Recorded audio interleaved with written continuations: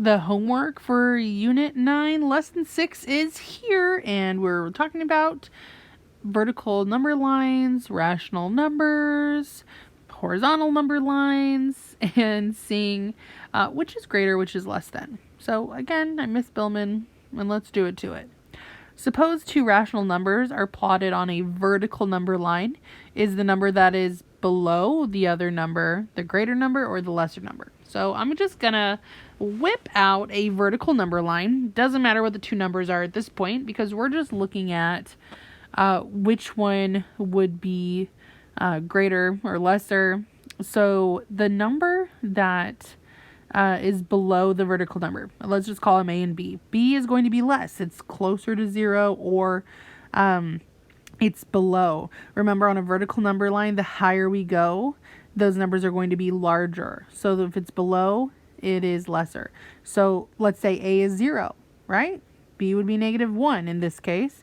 Or let's say A is 1. B would be 0. So it's less than. We can use this same idea for number 2. But I want you to just keep in mind that when I made this vertical number line, I didn't assign it a number, but I'm using it to help me understand how these numbers really would work. Suppose two rational numbers are plotted on a horizontal number line. Is the number farther to the right the greater number or the lesser number? So again, two numbers on here. The farthest to the right would be the greater number. If those 2 points were labeled and I'm thinking, like 0 and 1, 1 would be to the right, it is greater. Or 1 and 2, 2 is greater. It's going farther. So 43 and 44, 44 is greater. The farther to the right it goes, the higher the number that it goes. We're going to use the number line below for 3 through 17. We're going to be looking at positive and negative and absolute value to finish it with a less than, greater than, equal to. So 1/5 versus -2/5. I already know, boom, 1/5 is greater because it's not negative. Negative 0.75 and negative 0.5. Well, negative 0.75 is less than because the 0.5, it's negative, but it's closer to 0.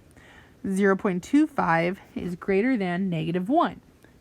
-4/5 versus -3/5.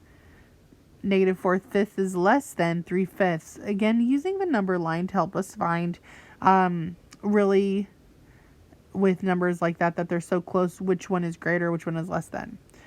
Now we're using absolute value. It's that distance from 0. So the absolute value of -0.5. So that's just 0.5.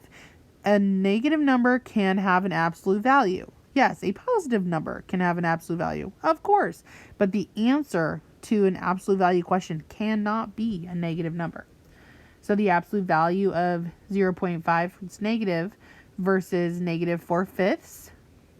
Well, the negative 0.5 is less than, right? It's less than. Number 10, -1 versus -5/5. That's like saying 1/1, 10/10, 3/3. That's equal to 1, right? -1 in this case, so there it's equal. -1 is equal to -5/5. Number 11, it becomes a positive. 1 is greater than 0.5. The absolute value of -3/5, which is 3/5, and the absolute value of 3/5, those are equal. Number 13, 0 is less than 2/5. And number 14, -2/5 is less than a negative of a -4/5. We're going to order these numbers from greatest, so largest, to least, which would be the farthest on the from 0 on the right to the smallest. 4/5 is the largest because it's the only positive number, followed by -1/5.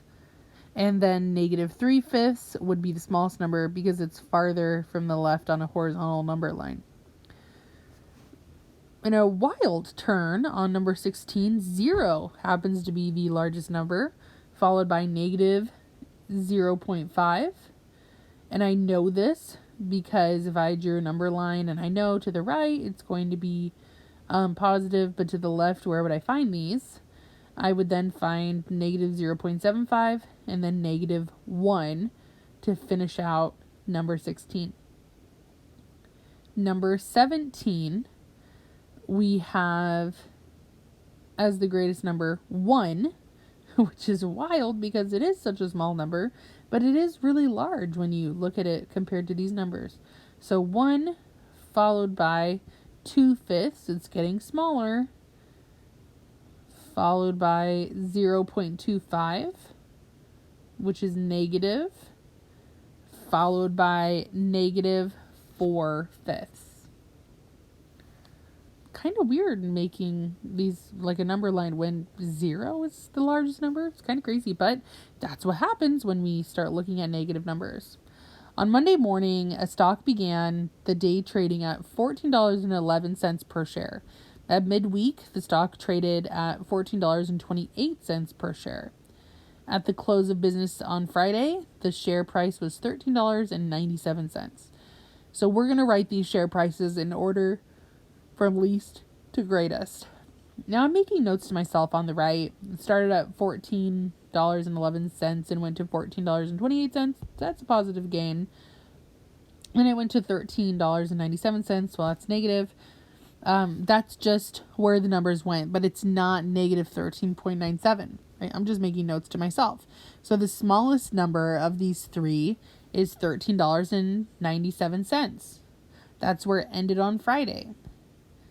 The next number would be the beginning price of $14.11.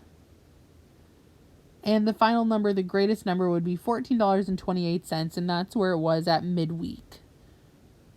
All right. Thanks for joining me on this adventure through positive and negative numbers. Hope you have a great day.